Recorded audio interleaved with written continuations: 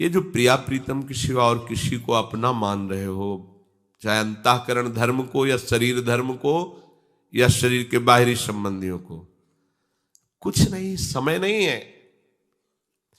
आप समझ नहीं पा रहे, जरा सा ऐसे पृथ्वी कांपती है, नगर का नगर मिट्टी में मिल जाते हैं, हजारों लोग मृत्यु के गाल में चले जाते हैं।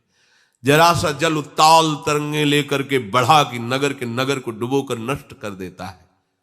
क्या हो तुम? कीड़े मकूड़े की तरह ऐसे मर जाओगे। यदि भगवत साक्षात्कार नहीं किया तो तुम्हारी कीड़े मकूड़े से ज्यादा कोई योग्यता नहीं है। भले तुम अपने को समझते हो बहुत बलवान, बहुत बुद्धिमान, कुछ नहीं। एक सेकंड में सब धूल धूसरित।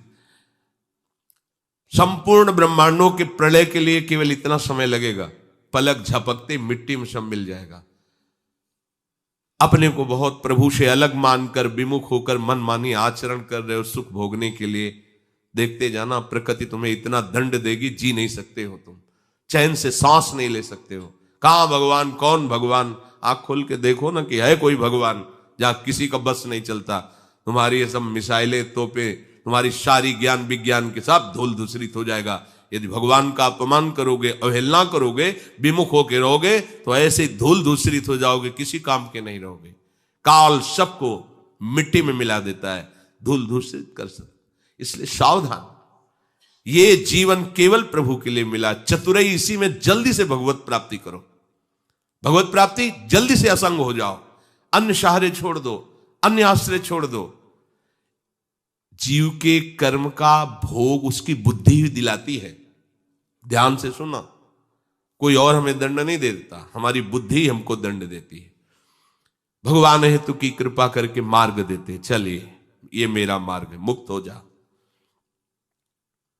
और उसकी बुद्धि बार बार उसको प्रेरित करके संसार की तरफ, भोगों की तरफ, विषयों की तरफ, अहम की तरफ, धन का बल लेकर के विचरण करती।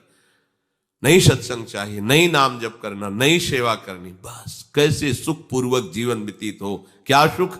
खा लिया, पी लिया, सो लिया, भोग लिया, इसे सुख। ये सब पांच भौतिक शरीर की चेष्टाएं हैं। कितने दिन ये शरीर, कितने दिन ये सुख सामग्री, नष्ट हो जाओगे, फिर शांति नहीं मिलेगी कहीं, किसी भी लोक में। अभी समझ में नहीं आ रहा, अज्ञान की धरा में, इसलिए अहम की वृत्ति में फूले घूम रहे हो। भयभीत हो जाओ, इस काल से किसी को नहीं बख्शता है। कैसी कैसी भयावह स्थितियां तुम्हें दिखाई नहीं दे रहा। कोई तुम्हें पूछने वाला नहीं है। जब तुम्हारा कर्म तुम्हें दंड देगा, कोई तुम्हारा साथ नहीं देगा। इसलिए सावधान। अनन्य निष्ठा भगवत प्राप्ति का पताका है। अगर अनन्य निष्ठा आ गई तो तुम कैसे हो इस पर तुम बिल्कुल चिंतन मत करो, किनके हो इस पर चिंतन करो, तुम्हें निश्चित भगवत प्राप्ति हो जाएगी।